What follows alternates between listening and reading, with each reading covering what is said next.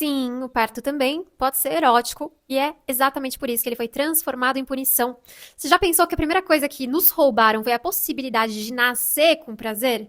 Imagina sua mãe durante seu parto, tendo orgasmo. Me conta nos comentários que sentimentos, pensamentos, sensações essa imagem despertou, provocou em você. Eu até fico pensando, será que tem alguém aí que nasceu de um parto orgástico sem culpa? Porque imagino que esse ser humano é privilegiado e deve ter uma relação com prazer bem diferente.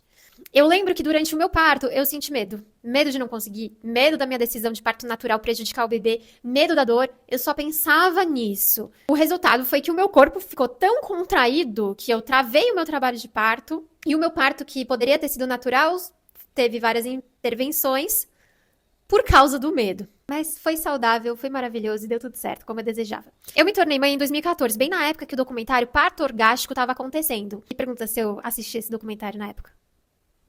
Imagina, né? Eu não tinha nem repertório emocional para conceber a ideia de que parto, prazer poderiam existir simultaneamente. Não tinha repertório intelectual, eu não tinha repertório nenhum para conseguir imaginar isso acontecendo. Até porque o orgasmo não fazia parte da minha experiência sexual naquele momento de vida e eu já tinha 25 anos. Que essa é, infelizmente, a realidade das mulheres, da maioria das mulheres, né? Quando a gente pensa em maternidade, a gente pensa em autossacrifício, dor e culpa. Porque a gente tem uma referência imposta universalmente como a imagem da Virgem Maria. Siga aquele exemplo de mãe.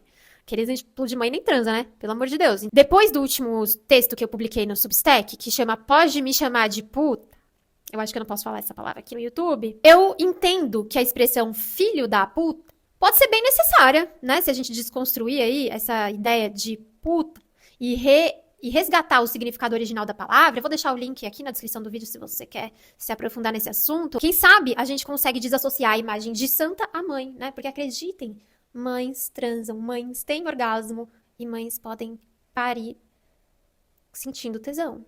Nos ensinaram que o destino da mãe é a dor, só a dor, sem o prazer, né? Destino da mãe. Portanto, a culpa que você sente, ela é materna, né? É comum você ver essas duas palavras juntas. Imagina gozar e maternar ocupando a mesma frase, o mesmo contexto, a mesma experiência.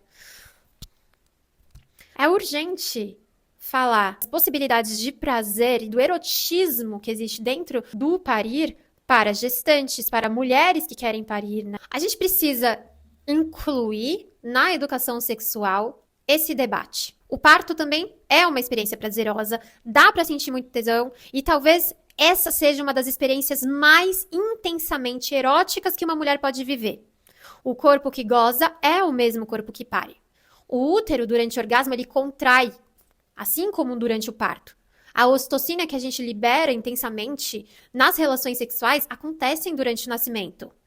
O clitóris também se projeta, a pele também arrepia, o canal vaginal também se lubrifica e o corpo entra num estado de expansão sensorial muito parecido.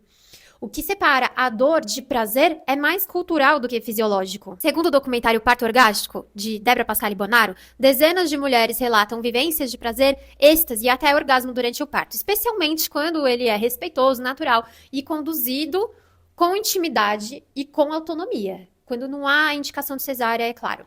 Pode até parecer um ideal romântico, mas na verdade é a denúncia de um apagamento simbólico e sistemático da potência erótica do corpo feminino, inclusive no seu momento mais vivo, que é quando ele traz ao mundo uma nova existência. As estatísticas da pesquisa da Débora revelam que 92% das mulheres que passaram por partos respeitosos relataram sensações de poder, conexão e transcendência. Faço parte dessa estatística.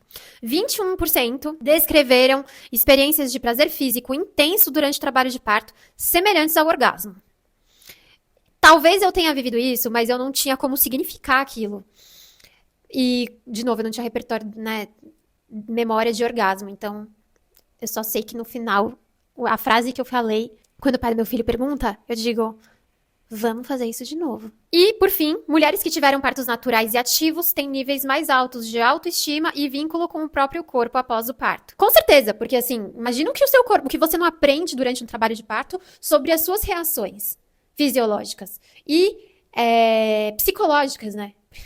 Que a sua mente tá ali observando tudo aquilo acontecendo com você e todo tipo de pensamento sentimento e coisas até, né, e com certeza muito processo inconsciente ali vai se revelando. Mas não é curioso que, mesmo com tantas evidências, o prazer no parto ainda seja tratado como uma fantasia proibida? Na verdade, é um assunto perseguido, né? Imagina, é uma polêmica. A gente foi tão condicionado a associar prazer com pecado e dor com redenção que quando o corpo ousa unir os dois, prazer e dor, gozo e parto, é pane no sistema, né?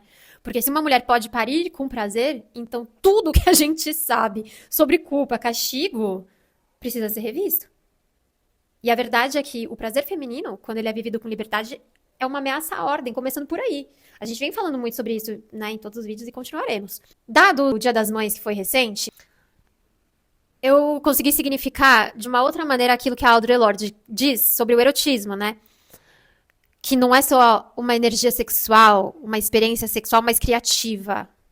Inclusive na criação da vida, né? Aí se a gente pegar também o que diz o Bataille sobre o erótico, o nascimento, tanto quanto o orgasmo, é um momento de passagem entre o eu, o outro, entre a vida e a morte. É por isso que o erotismo do parto incomoda tanto, porque ele revela que o corpo da mulher, quando não está sob controle, ele é um território de transcendência, não de submissão. E é por isso que é totalmente estratégico a cesárea eletiva, né? Ficou muito popular a partir dos anos 80, então virou uma linha de produção, os médicos conseguem agendar o parto para conveniência deles, para que eles possam fazer mais atendimentos, para que a agenda deles possa estar sempre lotada e aí ele ganhar mais dinheiro. O que que isso significa para a mulher é que ela perdeu a autonomia do corpo dela. O capitalismo se apropriou disso para convencer a mulher de que ele tá salvando ela, na verdade, da dor intensa do parto. Então ele tá oferecendo mais conforto. E de fato tá. E talvez a gente faça essa escolha por causa dessa pedagogia do medo, por causa dessa pedagogia que o parto é dor de que maternar é se sentir culpada, portanto oposto ao prazer, né? Imagina esse corpo ter consciência de que gerar vida com prazer desafia a lógica moralista, que sustenta toda a estrutura de controle do feminino. Isso não é um juízo de valor, né? Que fique muito claro que mulheres que escolheram a cesárea conscientemente têm todo o meu respeito e não devem nada pra ninguém, inclusive, e não são menos mãe, tá? Eu acredito no consentimento. E aí que mora o X da questão. O consentimento legítimo acontece quando não existe dinâmica de poder. Quem é que vai bater de frente com o seu médico? Porque ter esse tipo de informação, né, com qualidade, ele é um privilégio. E é assumir um risco também, né? A questão é que a maioria das mães que compraram esse peixe não sabiam que essa escolha também as roubaria a sua autonomia, né? O empoderamento e especialmente o prazer e o vínculo, né? De um dos momentos mais significativos para as mulheres que escolhem conscientemente serem mães. Se você vê uma mulher parindo, é muito parecido com uma mulher gozando. Animal, né? É visceral. Mas o que mostram pra gente é gritos, cortes, sangue e trauma. Mulheres inconscientes, deitadas, de perna aberta, anestesiadas, silenciadas. O modelo hospitalar de parto dominante não é uma política de saúde, ela é uma política de controle e formação de subjetividade. É uma tentativa de desligar a mulher de um recurso poderoso, né? E a autonomia, o poder é o seu próprio corpo e escolha. Por isso que o parto erótico ele é tão ameaçador, né? Ele contradiz tudo que a cultura ensinou. A médica que goza, a mãe que tem fetiche, a mulher que pariu sorrindo, né? Essas mulheres, elas são muito suspeitas. Porque o prazer para a mulher foi historicamente transformado em motivo de exclusão. O que se teme no fundo não é a dor, é a possibilidade de que a mulher não sofra. É o escândalo de que, imagina se ela goza, essa mulher não consegue dar conta dessa informação. Ela não consegue bancar essa posição, né? Sem rever os próprios tabus. Quando eu falo, né, depois do parto, eu quero fazer isso de novo, eu não tava romantizando a dor, eu tava reivindicando a potência que eu senti, o meu direito à escolha. A minha autonomia de ter parido e não ter sobrevivido ao parto. O parto é o ponto de origem de quase todas as narrativas sobre o feminino. É ali que se define se a mulher será santa, mártir, heroína ou pecadora. E não é coincidência que o parto, o aborto e o orgasmo sejam assuntos tão regulados por normas, leis, dogmas e discursos. O que o parto me ensinou é que o meu corpo não nasceu para ser silenciado. Ele nasceu para se expressar, para gritar, tremer e gozar, inclusive quando traz um filho ao mundo. A sua fantasia. Como seria o seu parto? Lembrando que na fantasia tudo pode, hein? Sem julgamentos. Que o prazer ele é um direito para gestantes e parturientes, e mães em todas as fases, e mulheres, e todas as pessoas.